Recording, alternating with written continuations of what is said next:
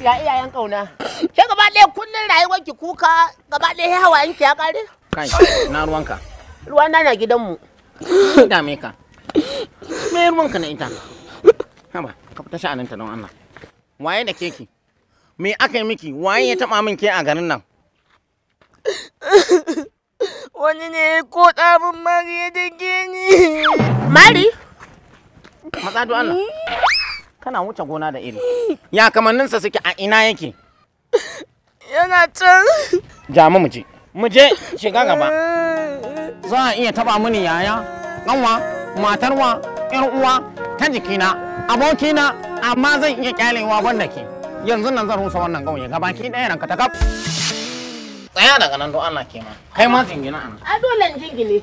Salamu alaikum. Yau za a gane ran maza ya ɓaci. Ai mu ba yau in kai mutunci kai kanka ni da kai hanya dai hayata. Cikin yanayi na ɓacin rai, tattare da sigar ramuwa. Salamu alaikum. Ina mai tabbatar maka cewa yayin da duk mutum ya kuskure ya fito, lokacin zai gane shayi ruwa ne. Salamu alaikum.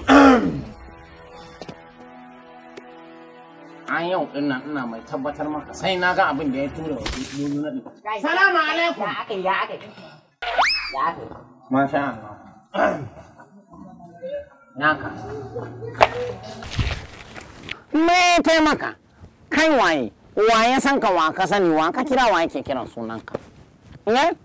Da za ka tashi ka yanka mata mari ka ƙara wanke. Wayo Allah dan uwarwa. Ko kira ma. Wayo Allah. Ba shi bane baba. To waye? Gashi da wa kai.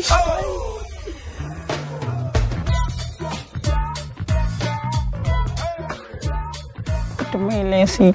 Wannan wani irin buhun bala'i ne haka. Yau nake ganin ta kaina wanke shi ya tara rana ɗaya. Idan mutumin nan zan yi adalci cikin yadda muka zo gurin nan. Mun zo da nasiha da kuma neman sassauci ka daina ɗora hannunka a ido. Yayin duk da adalci ya yawanci a cikin al'umma. To za ka ga idan aka yi mutum abu to gaskiya sai yake faɗa. Idan zai faɗi gaskiya ni ban ɗauke shi ba.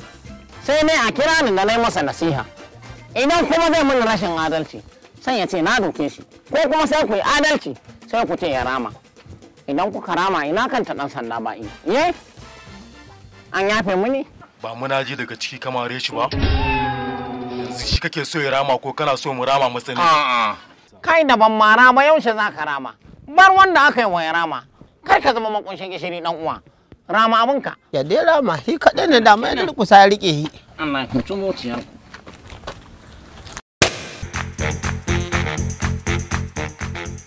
Kuba, farfaɗiya ce?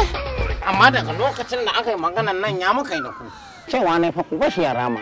Yaushe za ku zuro hannu ta baya ku wanke ni da tafi haka. Har sai da na yi ɗan gajeren suma.